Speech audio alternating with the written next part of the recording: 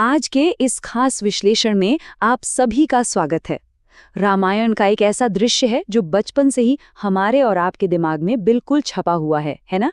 भगवान हनुमान का संजीवनी बूटी के लिए पूरा का पूरा पहाड़ ही उठा लेना। एक विशाल पर्वत को अपने हाथ पर उठाए आसमान में उड़ते हुए हनुमान जी की वो तस्वीर सदियों से वीरता और भक्ति की सबसे बड़ी पहचान रही है।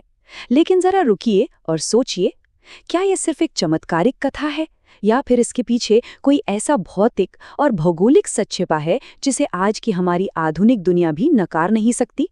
आज के इस सफर में हम धर्म ग्रंथों, स्थानीय लोक कथाओं और आधुनिक वनस्पति विज्ञान यानी बॉटनी के सबूतों को एक साथ जोड़कर इस सदियों पुराने रहस्य की तह तक जाएंगे। ठीक है, तो चलिए सीधे इस सवाल की गहराई में उतरते हैं।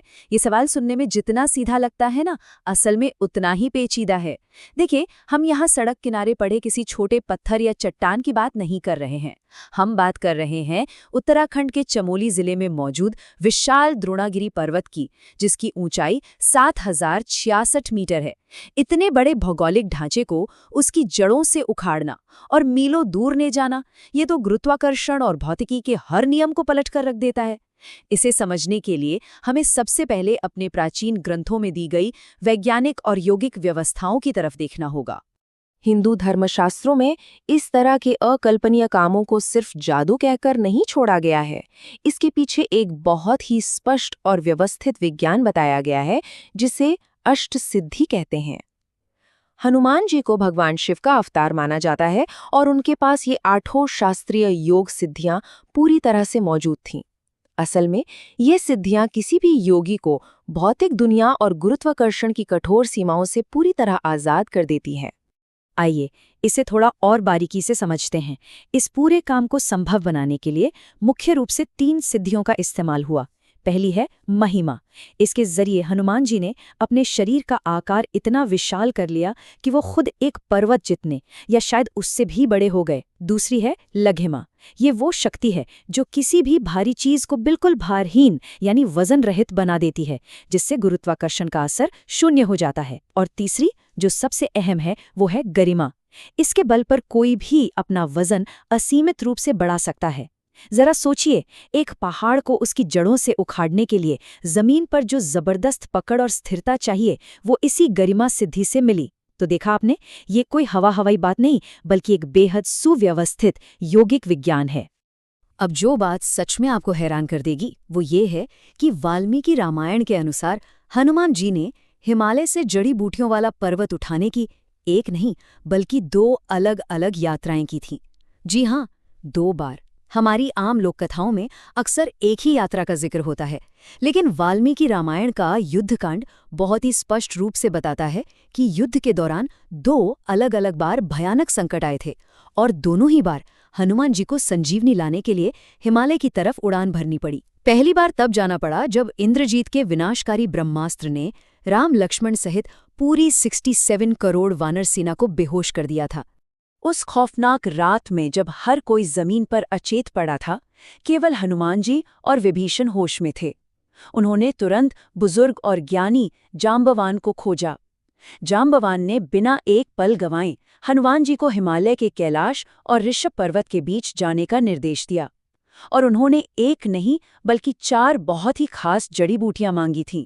मृत संजीवनी, जो मरे हुए को भी जिंदा कर दे, विशल्यकर्णी, जो शरीर से तीर निकालकर घाव भर दे, सुवर्णकर्णी, जो जली हुई त्वचा को ठीक करे, और संधानी, जो टूटी हड्डियों को जोड़ दे। लेकिन जब हनुमान जी वहां पहुंचे तो वे दिव्य जड़ी बूटियां छिप गईं।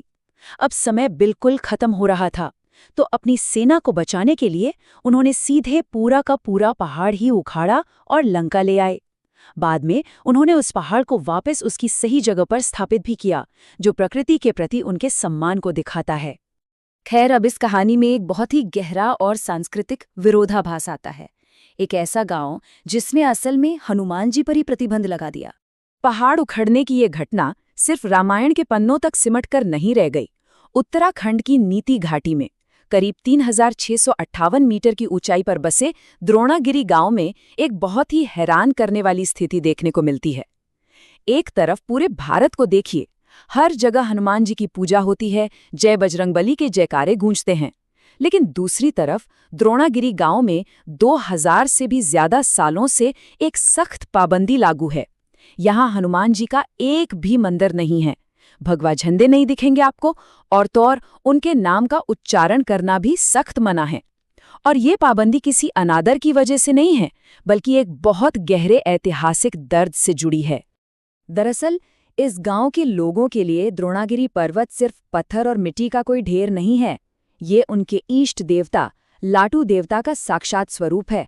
स्थानीय कहानियों के मुताबिक जब हनुमान जी जड़ी बूटी लेने आए थे तो लाटू देवता गहरी तपस्या में लीन थे। हनुमान जी ने बिना उनकी अनुमति लिए पर्वत का पूरा शिखर ही उखाड़ लिया। गांव वालों का दर्द ये है कि इस काम से उनके पवित्र देवता को खंडित किया गया और उस पूरे इलाके का औषधीय पर्यावरण तबाह हो गया। आपको जानकर हैरानी होगी कि आज भी द्रोणागिरी पर्वत का शिखर ऊपर से चपटा दिखाई देता है, जिसे वहां के लोग इसी प्राचीन घटना के सबसे बड़े भौगोलिक सबूत के तौर पर पेश करते हैं। लेकिन देखिए, आस्था नाम की चीज कितनी जटिल होती है। दिन के उजाले में भले ही ये ग्रामीण अपने पहाड़ के टूटने का गुस्सा दिखाते हैं और पूजा पर रोक लगाकर रखते हैं, लेकिन जैसे ही सूरज ढलता है एक खामोश अनुष्ठान शुरू हो जाता है। हर रात गांव वाले बिल्कुल चुपचाप अपने घरों के बाहर भोजन का एक हिस्सा रख देते हैं। ये जानवरों के लिए नहीं है, मेहमानों के लिए नहीं है, बल्कि ये भोजन हनुमान जी के लिए होता है।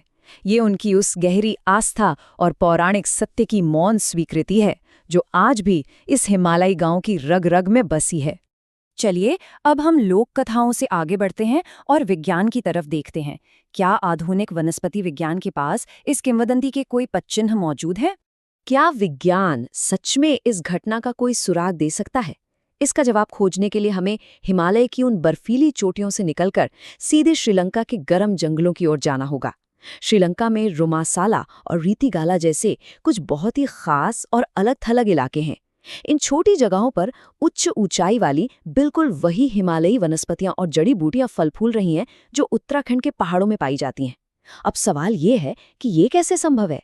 सबसे ज्यादा हैरान करने वाली बात तो ये है कि ये पौधे श्रीलंका के आसपास के बाकी निचले और गर्म इलाकों में बिल्कुल नहीं मिलते। उनका वहां होना वहां के पर्यावरण के हिसाब से बिल्कुल मेल ही नहीं खाता। आधुनिक वनस्पति विज्ञान और जड़ी बूटियों के अध्ययन से ये बात बिल्कुल साफ हो जाती है कि इतिहास में कोई न कोई बहुत विशाल वृक्षारोपण या ट्रांसप्लांट की घटना जरूर हुई थी। ये वनस्पतियां श्रीलंका में अपने आप प्राकृतिक रूप से पैदा हुई नहीं सकती थी। अब चाहे किसी प्राचीन अभियान के जरिए मिट्टी समेत इन्हें लाया गया हो या किसी अकल्पनीय शक्ति ने सीधे इन्हें वहां रख दिया हो, श्रीलंका की धरती पर इन हिमालयी पौधों का मिलना इस पूरी किंवदंती को एक बहुत ही ठोस और भौतिक आधार देता है। तो इन सारी कड़ियों को जोड़ने के बाद असल में तस्वीर क्या बनती है? आइए मिथक और विज्ञान को मिलाकर अपने मूल सवाल का जवाब खोजते हैं। अगर आप ध्यान दें तो सच्चाई के 3 बिल्कुल अलग अलग पहलू एक ही दिशा में इशारा कर रहे हैं। पहला, हमारे प्राचीन धर्म ग्रंथ सिद्धियों के विज्ञान से इस अकल्पनीय घटना को संभव बताते हैं। दूसरा, द्रोणागिरी गांव की लोक कथाएं सिर्फ कहानियां नहीं हैं, बल्कि वे एक ऐसे भौगोलिक बदलाव की यादें हैं जिसने उस जमीन को हमेशा के लिए बदल दिया। और तीसरा, श्रीलंका का वनस्पति विज्ञान आज भी अपनी मिट्टी में उस प्राचीन उथल-पुथल के जैविक सबूतों को जिंदा रखे हुए है। इसी बीच कला और चित्रकारी का एक बहुत ही दिलचस्प पहलू भी सामने आता है। आपने अक्सर तस्वीरों में हनुमान जी को अपने दाहिने हाथ में पहाड़ उठाए हुए देखा होगा, है ना? लेकिन दक्षिण भारत की जो शास्त्रीय तंजावुर रिवर्स ग्लास पेंटिंग्स हैं, उनमें बहुत ही जानबूझकर हनुमान जी को अपने बाएं हाथ में द्रोणागिरी पर्वत उठाते हुए दिखाया गया है। इसका मतलब बहुत गहरा है। इससे उनका दाहिना हाथ अपनी गदा पकड़ने और दुश्मनों पर प्रहार करने के लिए बिल्कुल स्वतंत्र रहता है। ये तस्वीर एक ही पल में उनके 2 अलग-अलग रूपों को दिखाती है।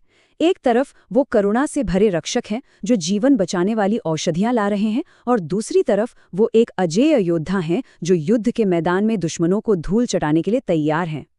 और इस पूरी जांच के केंद्र में है ये एक विशाल संख्या 7066 मीटर। इस नंबर को जरा अपने दिमाग में रखिए। द्रोणागिरी पर्वत की ये ऊंचाई हमें उस घटना के अकल्पनीय और डरा देने वाले पैमाने की याद दिलाती है। ये सच में कोई छोटी मोटी घटना नहीं थी। ये भूगोल, प्रकृति और भौतिकी की सारी सीमाओं को तोड़ देने वाला एक ऐसा पल था जिसकी गूंज आज भी इन घाटियों में महसूस की जा सकती है। तो अपने इस विश्लेषण के अंत में ये बड़ा सवाल हम सभी को सोचने पर मजबूर कर देता है। जब प्राचीन ग्रंथों का विज्ञान, एक सुदूर गांव की पीढ़ियों पुरानी भौगोलिक यादें और आज के युग की आधुनिक बॉटनी, ये सब एक ही बिंदु पर आकर मिलते हैं, तो मिथक और वास्तविकता के बीच की वो पतली सी लकीर धुंधली हो जाती है। क्या ये संभव है कि जिसे हम अब तक सिर्फ एक चमत्कारिक कहानी मानते आए हैं, वो असल में एक ऐसी भौतिक घटना हो जिसने इस धरती पर अपने कभी न मिटने वाले निशान छोड़ दिए हैं? ये सच में सोचने वाली बात है। आज की इस जानकारी से भरे सफर में हमारे साथ जुड़ने के लिए बहुत बहुत धन्यवाद। अगली बार हम ऐसे ही किसी और दिलचस्प विषय की गहराइयों में उतरेंगे।